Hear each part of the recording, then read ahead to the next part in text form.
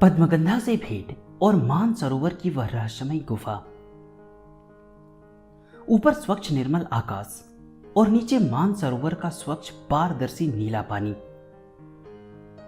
चारों ओर बिखरा धुंध, गहन नीरव वातावरण। धीरे धीरे मोम की तरह गल रही थी चांदनी में डूबी हुई रात। तंबू के भीतर साधु लोग गहरी नींद में सो रहे थे, लेकिन मेरी आंखों में नींद कहां। चांद काफी ऊपर उठ आया था आकाश में।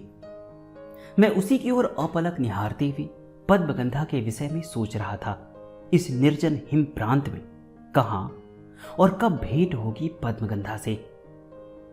उन्हीं के अदृश्य संकेत से दर्जनों दुर्गम दर्राओं को पार करते हुए इतनी लंबी जीवन मरणदायिनी यात्रा कर पहुंचा था मैं मानसरोवर। योगी की मति गति को कौन समझ सकता है भला। और तभी मुझे ऐसा लगा मानो वह बौद्ध भिक्षुणी कहीं आसपास ही विद्यमान है। उनका अस्तित्व बाहर बिखरे हुए धुंध में घुला मिला है। सहसा मेरे सामने एक आकृति उभरी, फिर धीरे धीरे स्पष्ट होती हुई मेरी ओर बढ़ने लगी। दूसरे क्षण मुझे सुनाई दिया, अरे तुम इस तंबू में पड़े हो? मैं तो तुम्हें कब से खोज रही थी। आओ चलो मेरे साथ। समझते देर न लगी मुझे, वह आकृति पद्मगंधा की थी और वह स्वर भी था उन्हीं का। उस गहरे धुंध में भी तत्काल पहचान गया मैं उनको।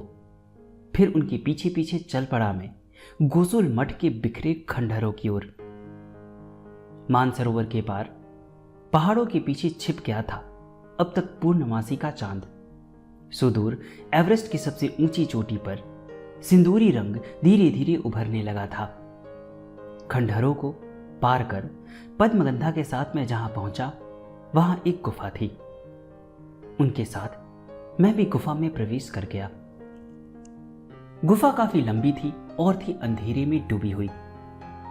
बड़ी ही रहस्यमय लगी मुझे वह गुफा, लेकिन सम्मोहित सा आगे बढ़ता चला मैं।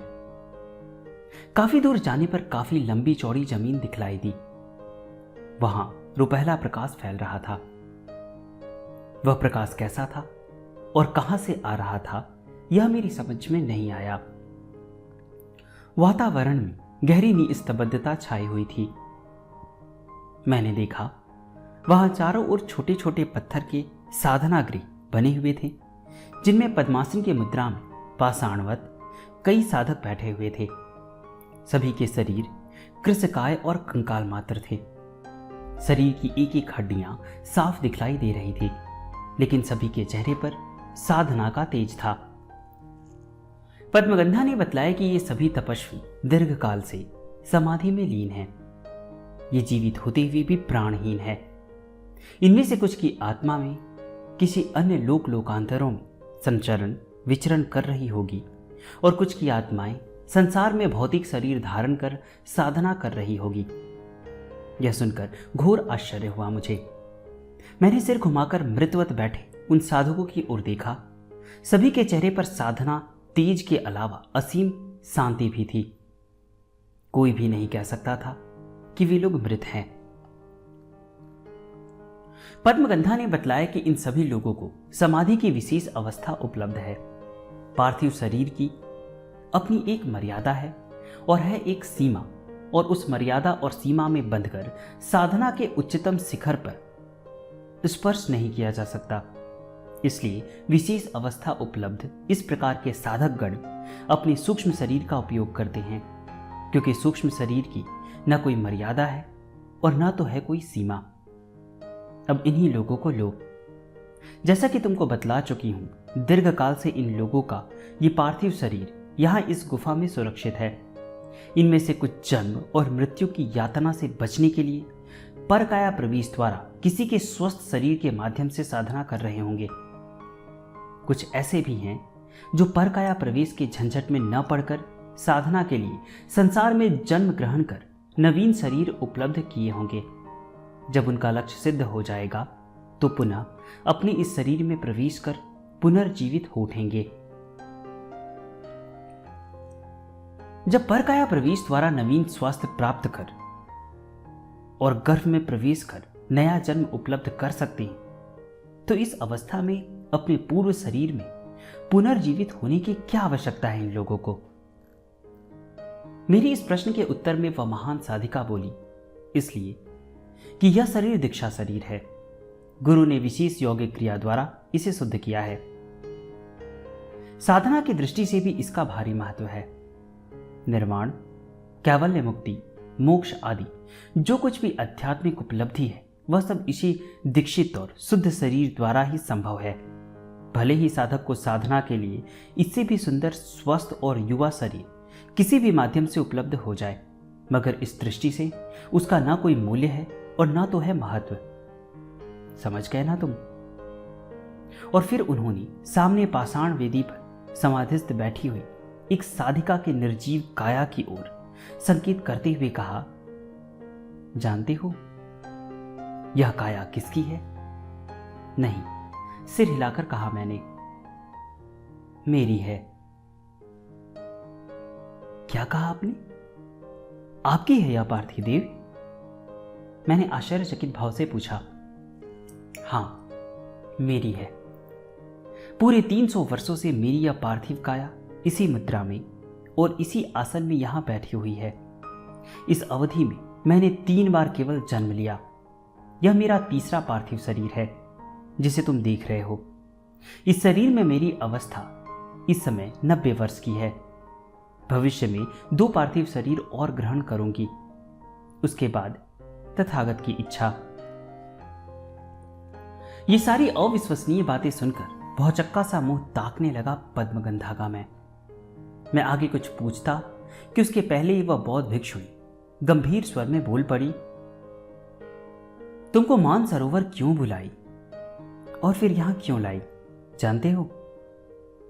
नहीं, कुछ नहीं जानता मैं।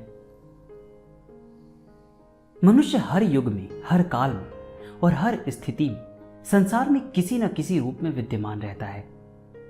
हम तुम भी इस नियम के अंतर्गत हैं। थोड़ा रुककर उस धनभंगी चिर यौवना साधिका ने आगे कहा, आत्मा स्वतंत्र है, वह कभी भी परतंत्र नहीं हो सकती। मन परतंत्र है, लेकिन उसकी स्वतंत्रता की संभावना है। रही शरीर की बात, शरीर हमेशा से परतंत्र है, वह कभी भी स्वतंत्र नहीं हो सकता। उसे स्वतंत्र करने का कोई भी उपाय नहीं है। भौतिक दृष्टि से मानव के पार्थिव शरीर का बस इतना ही महिमा है कि जब तक शरीर जीवित है तब तक मनुष्य इस भौतिक जगत से जुड़ा हुआ रहता है। शरीर की मृत्यु होते ही उसका सारा नाता रिश्ता समाप्त हो जाता है। फिर शरीर अर्पित हो जाती है अग्नि को। लेकिन इसके बावजूद भी मानव शरीर को उपलब्ध होने के लिए देवता से लेकर इस विश्व ब्रह्मांड में जितने भी प्राणी हैं, वे सब के सब तरसते रहते हैं। इसलिए कि इस विश्व ब्रह्मांड में जितने भी शरीर हैं, देवता से लेकर पशु तक, सब भोग शरीर है। एकमात्र मानव शरीर ही एकमात्र ऐसा शरीर है जिसके द्वारा कर्म और ज्ञान दोनों को साधा जा सकता है। कर्म को ज्ञान में और ज्ञान को कर्म में आयत्त करने का एकमात्र साधन मानव शरीर ही है। रही बात अध्यात्म की, आध्यात्मिक दृष्टि से मानव शरीर और मानव जीवन का अत्यधिक महत्व और मूल्य है। इसके 2 मुख्य कारण हैं। प्रत्येक शरीर में और प्रत्येक अणु परमाणु में वह शक्ति विद्यमान है जिसका जगत का प्रत्येक प्राणी इच्छा, क्रिया और ज्ञान के रूप में बराबर अनुभव करता रहता है। किंतु केवल शक्ति का संचालन ही लक्ष्य नहीं है, उस शक्ति की सहायता से उच्चतम अवस्था की उपलब्धि भी संभव है। समस्त प्राणियों में सर्वाधिक श्रेष्ठ मनुष्य है। मनुष्य का शरीर समस्त आध्यात्मिक उपलब्धियों और उनकी समस्त उच्चतम अवस्थाओं की प्राप्ति के निमित्त योग तंत्र जैसे साधनाओं का उत्तम साधन है। परंतु शरीर पाने मात्र से यह सब कुछ संभव नहीं। इसके लिए बाह्य और आंतरिक साधना आवश्यक है। तात्पर्य यह है कि समस्त आध्यात्मिक उपलब्धियों और समस्त सिद्धियों का आश्रय एकमात्र मानव शरीर है।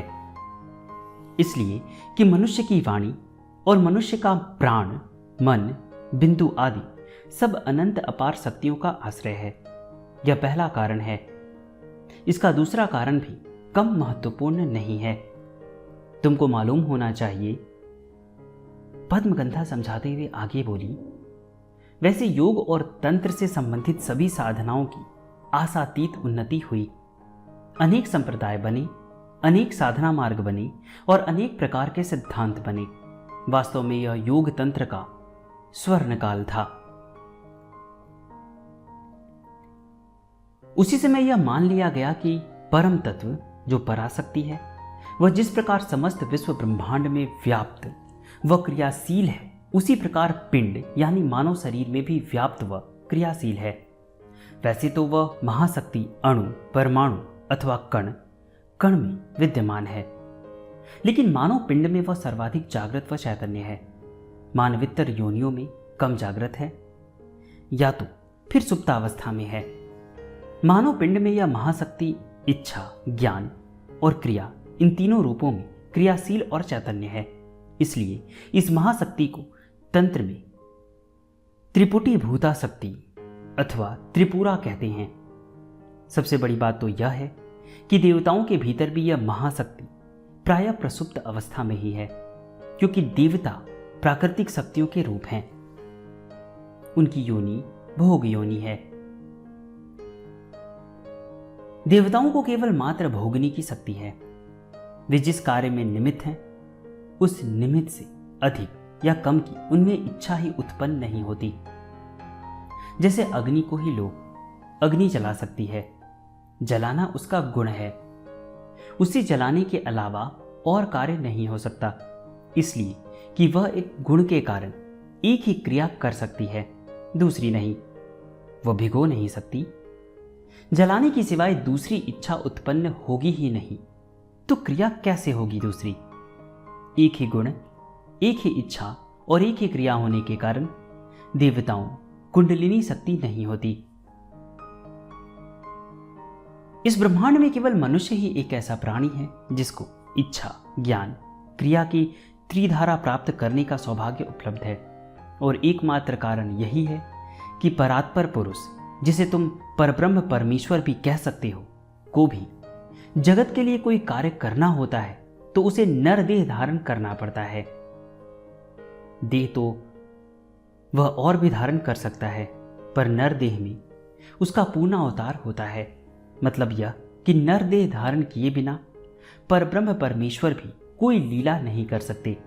इसलिए देवता भी मानव शरीर प्राप्त करने के लिए बराबर लालायित रहते हैं। मानव शरीर वास्तव में अति दुर्लभ है। देवताओं की तरह अन्य योनि वाले प्राणी भी मानव शरीर को प्राप्त करने के लिए आतुर रहते हैं। कहने की आवश्यकता नहीं, मानव देह की महिमा की यह दूसरी महत्वपूर्ण परिणति है। मानव शरीर ज्ञान और कर्म का प्रतिनिधित्व करता है। इस दृष्टि से मानव शरीर को दो भागों में विभक्त किया गया है। कंठ के ऊपर पहला भाग है। इस भाग में सभी इंद्रियां हैं, इसलिए इसे ज्ञान क्षेत्र कहा जाता है। कंठ के नीचे दूसरा भाग है। इस भाग में सभी कर्मेंद्रियों के होने के कारण इसे कर्म क्षेत्र कहते हैं।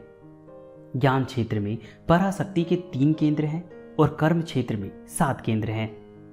इस प्रकार कुल 10 केंद्र हैं। मानव शरीर में शक्ति को समझ गए ना? तंत्र के अनुसार प्रत्येक केंद्र की शक्ति को महाविद्या कहा जाता है।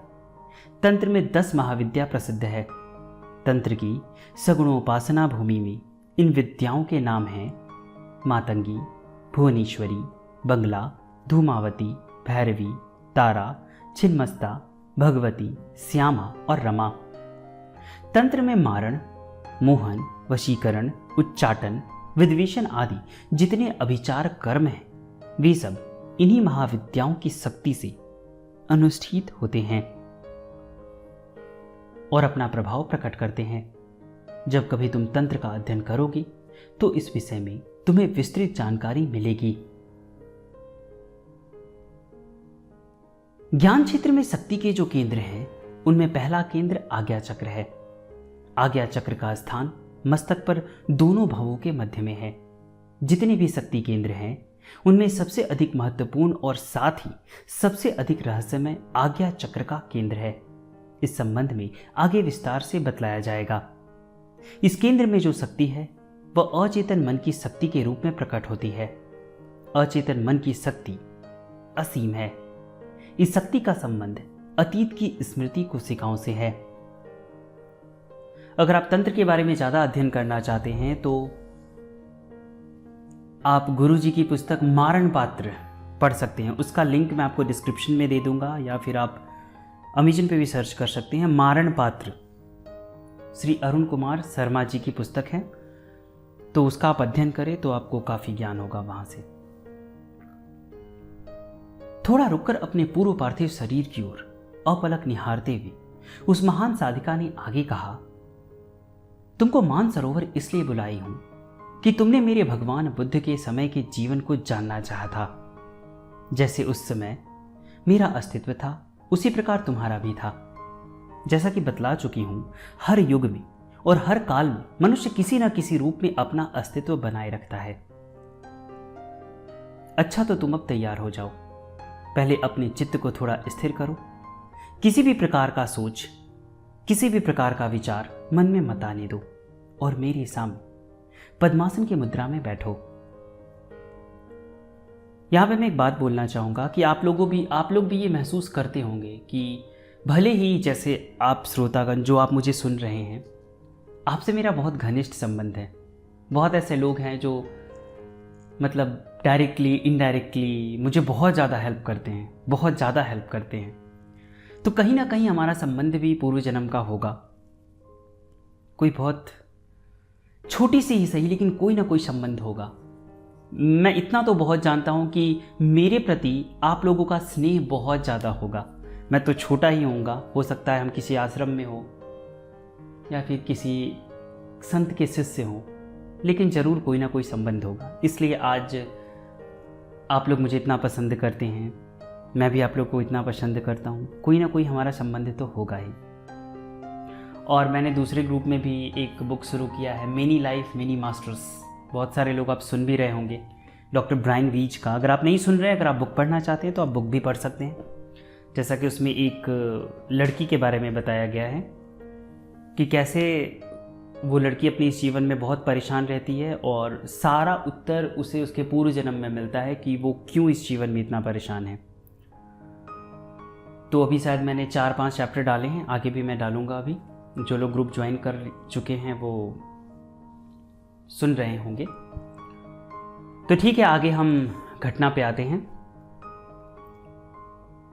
कहने की आवश्यकता नहीं, मैंने तुरंत निर्देश का पालन किया और उनके सामने बैठ गया, निर्विकार भाव से पद्मासन की मुद्रा में। क्या बतलाऊं, सामने बैठते ही दूसरे पल एक विचित्र शांति का अनुभव हुआ मुझे। मन का बाहर भटकना धीरे धीरे समाप्त हो गया और तभी मुझे अपने दोनों भवों के बीच उस तनवंग की चिर यौवना बौद्ध भिक्षुणी की तर्जनी अंगुली के कोमल स्पर्श का अनुभव हुआ।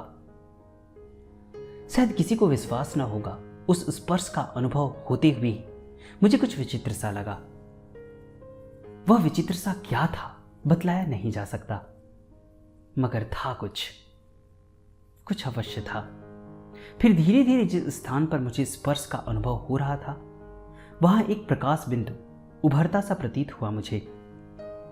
वह रहस्यमय प्रकाश बिंदु गहरे नीले रंग का था। बाद में वह एक प्रकाश पुंज में बदल गया।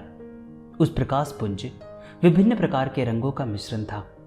धीरे धीरे वह विभिन्न और रहस्यमय प्रकाश पुंज बढ़ने लगा।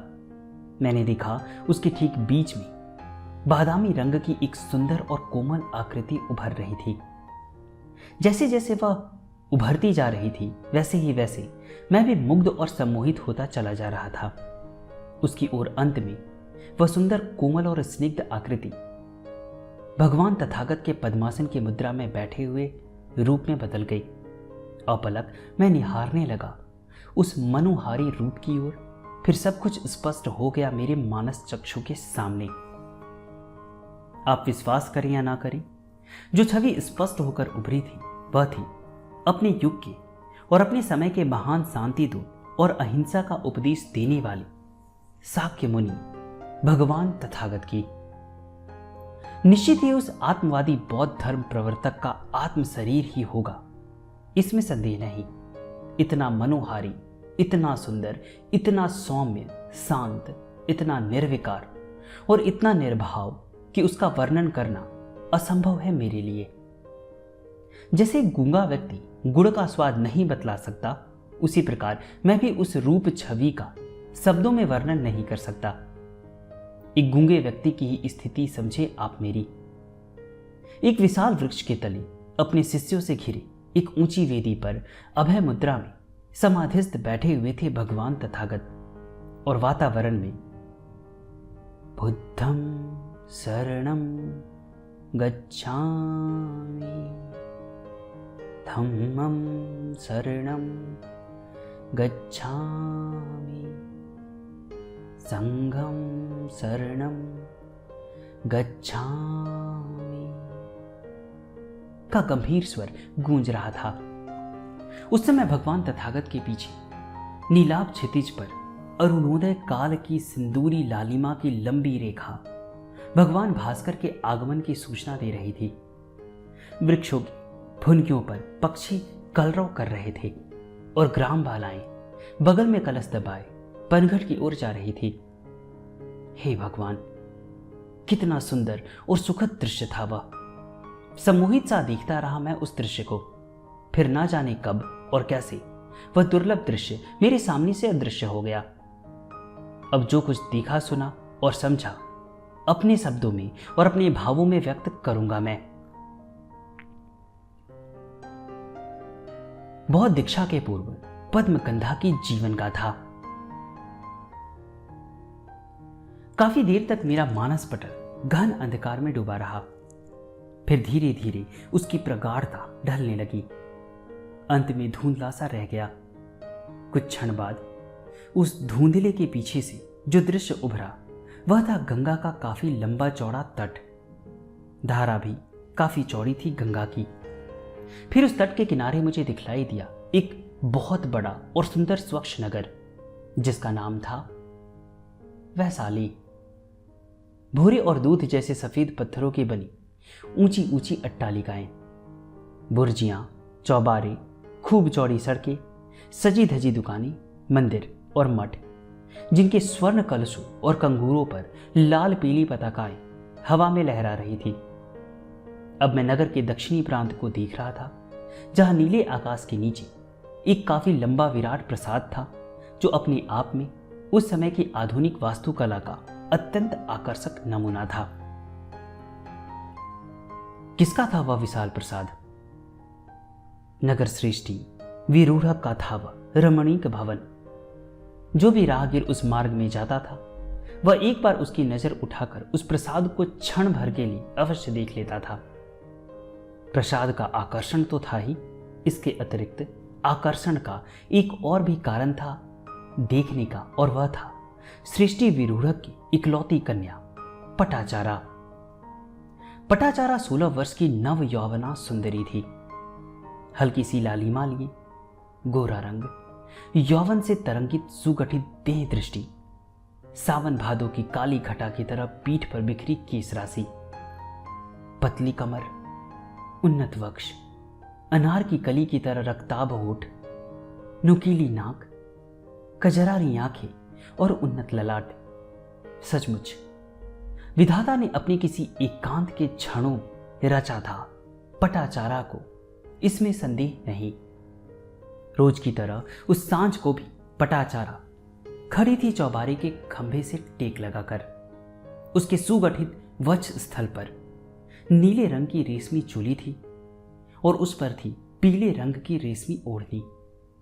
तिरछी नजर से आते जाते राहगीरों और मुसाफिरों को देख रही थी पटाचारा। उस समय उसकी तिरछी नजर से सहम कर उपाली ठिठक कर खड़ा हो गया था।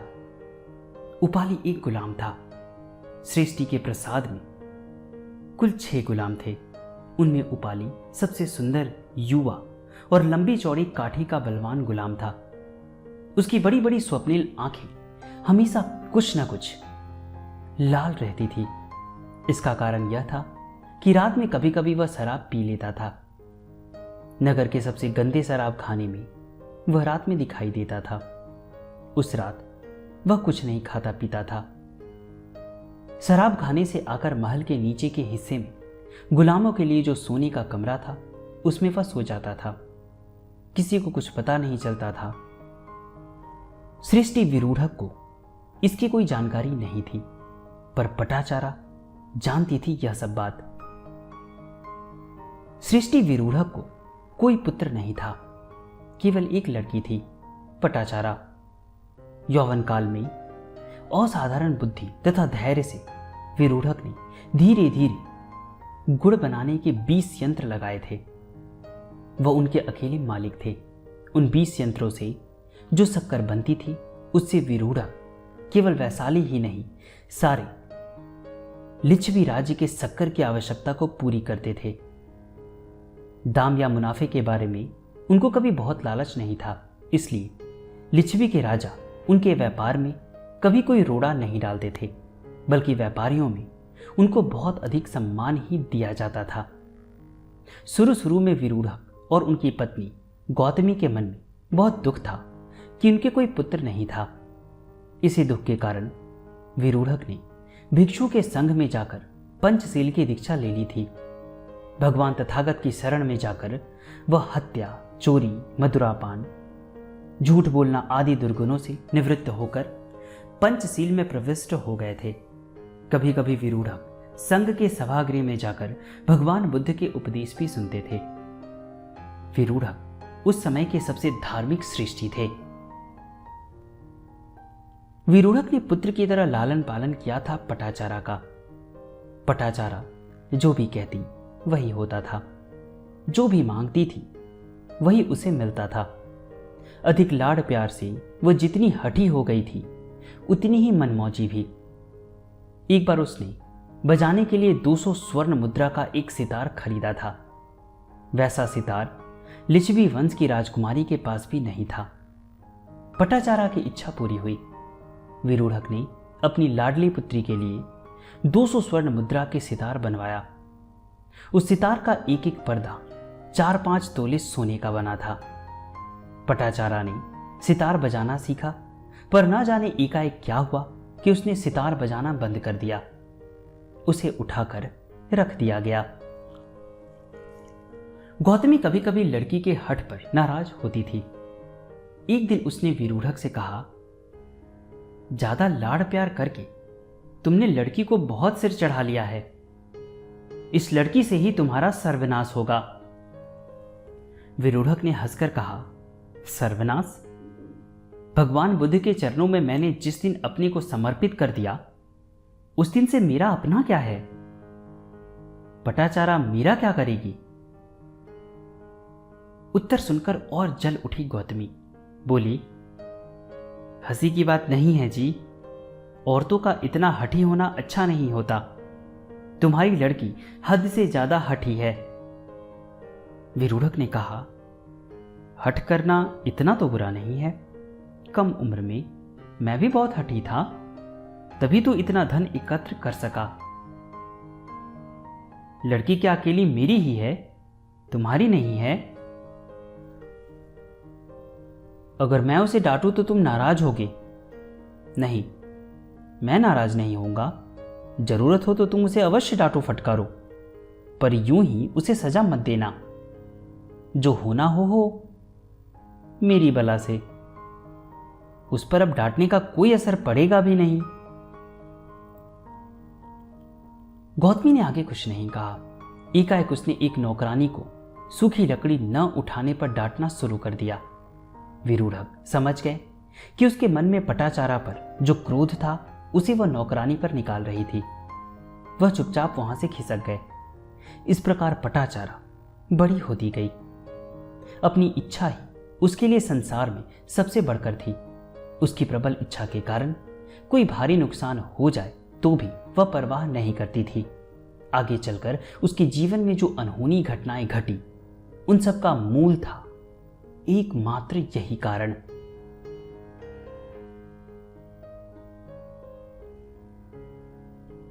उस दिन छज्जे पर खड़ी होकर पटाचारा ने इशारे से उपाली को बुलाया। उपाली के हाथ में गंदे कपड़ों की गठरी थी। शायद वह उन्हें धोने के लिए ले जा रहा था। पटाचारा की तिरछी निगाह देखकर वह ठिठक कर खड़ा हो गया। चारों ओर दोपहर का सन्नाटा छाया हुआ था। गौतमी आराम कर रही थी। विरूढ़क बाहर काम से गए हुए थे। नौकर चाकरों में से कोई आराम कर रहा था, कोई शाम का काम पहले से ही कर रहा था। गर्मी के दिन थे। धूप इतनी तेज थी कि राजपथ पर एक भी राहगीर नहीं दिखाई दे रहा था। इतनी काफी गर्मी में इस समय कोई बाहर नहीं निकलता। केवल 2-4 आवारा कुत्ते और पेड़ की डाल और छज्जे पर 2-1 कौवे दिखाई दे रहे थे। पटाचारा की बड़ी बड़ी आंखें न जाने किस खुशी से चमक रही थी। शायद इस खुशी का कोई कारण ही नहीं था।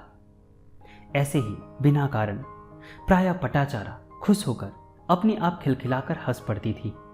उसका स्वभाव ही ऐसा था। उपाली रुका खड़ा था। पटाचारा ने उसे ठहरने का इशारा किया था। इस आज्ञा की अवहेलना करने की हिम्मत किसकी थी? इस घर के सभी नौकर चाकर सृष्टि की लड़की पटाचारा से और उसकी सनक से डरते थे। कोई नहीं कह सकता था कि किस समय कौन सी सनक उस पर सवार हो जाएगी। जो नौकर या नौकरानी पटाचारा की आज्ञा का पालन नहीं करती थी, उसकी सामत आ जाती थी। कभी तो उसके हाथ के पास जो चीज होती थी उसी से वह उसे मार बैठती थी। एक दिन सांझ के समय पटाचारा ने एक नौकर को भयंकर सजा दी थी। उसने उसे ठहरने को कहा था। पटाचारा अपना घाघरा बदलने लग गई थी। देखकर नौकर मुस्कुराया था। इस पर गुस्से के मारे पटाचारा लाल पीली हो गई। उसने उपाली को बुला भेजा और आज्ञा दी, बांध दो इस जानवर को। उपाली ने उसे छज्जे के एक खंभे से बांध दिया। फिर पटाचारा ने उसे मारने की आज्ञा दी। उपाली ने उसे मारा और तब तक मारता रहा जब तक कि वह बेहोश नहीं हो गया। फिर वह छोड़ दिया गया। वह नौकर कुछ कह नहीं सकता था क्योंकि वह गुलाम था। उसका जीवन बिका हुआ था। जब विरूढ़क ने यह सब सुना तो वह बहुत असंतुष्ट हुए। पटाचारा को काफी डांटा उन्होंने। वह थे पंचशील के भक्त। ऐसा काम उन्हें पसंद नहीं था। पर पटाचारा पर कुछ भी असर नहीं हुआ। उसने पिता से कह दिया कि उसकी आज्ञा न मानने पर ऐसा ही सजा दी जाएगी। विरूढ़क नाराज हुए। उन्हें काफी दुख भी हुआ। उन्होंने उस नौकर को बुलाकर 5 स्वर्ण मुद्रा दिए। वह और कर ही क्या सकते थे। लड़की उनकी जो लाडली थी। उन्होंने नौकर नौकरानियों को बुलाकर कह दिया कि वे पटाचारा की आज्ञा माना करें। पटाचारा ने जब सुना कि पिताजी ने उस नौकर को 5 स्वर्ण मुद्रा दी है तो उसने उपाली को बुलाकर 20 स्वर्ण मुद्रा दिए, क्योंकि उसी ने उस नौकर की मरम्मत की थी। उस रात उपाली शराब खाने गया। जिस नौकर को उसने मारा था उसे भी शराब पिलाने के लिए साथ ले गया। वह उस नौकर से माफी मांगना चाहता था और कहना चाहता था कि उसने केवल आज्ञा की पालन की थी। उसका इसमें कोई दोष नहीं था। उपाली बलवान था, पर था वह भला आदमी। उस महल में केवल उपाली ही ऐसा था जो किसी से डरता नहीं था। पटाचारा से भी कभी कभी डरता नहीं था। किसी नौकरानी से पटाचारा को मालूम हो गया कि उपाली उस नौकर को शराब खाने ले गया था। दूसरे दिन खाना खाने के बाद उसने उपाली को अपने कमरे में बुला भेजा। उपाली के आने पर तेवर चढ़ाकर उसकी ओर देखा।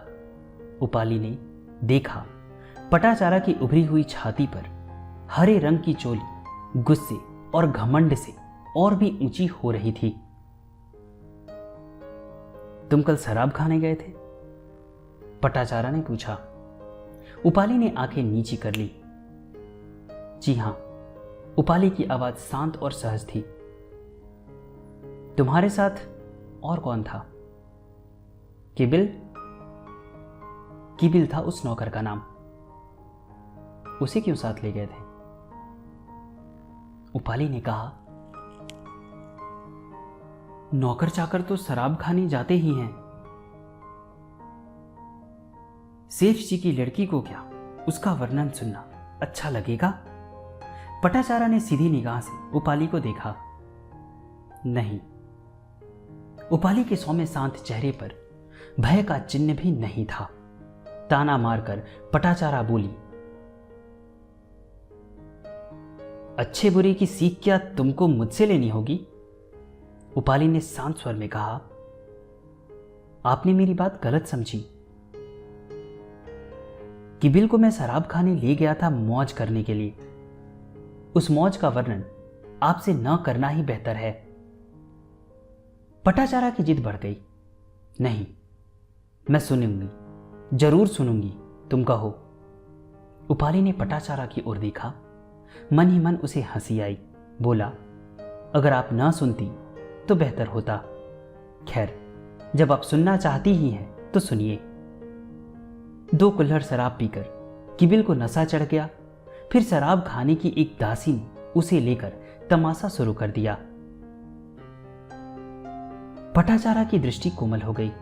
उसने उपाली के सुडौल बदन को बार बार देखा। फिर मीठी आवाज में बोली, तुमने कितने कुल्हड़ पिए थे? मैं? उपाली मुस्कुराया। मैंने 8 कुल्हड़ शराब पी थी, पर उससे मेरा कुछ नहीं बिगड़ा।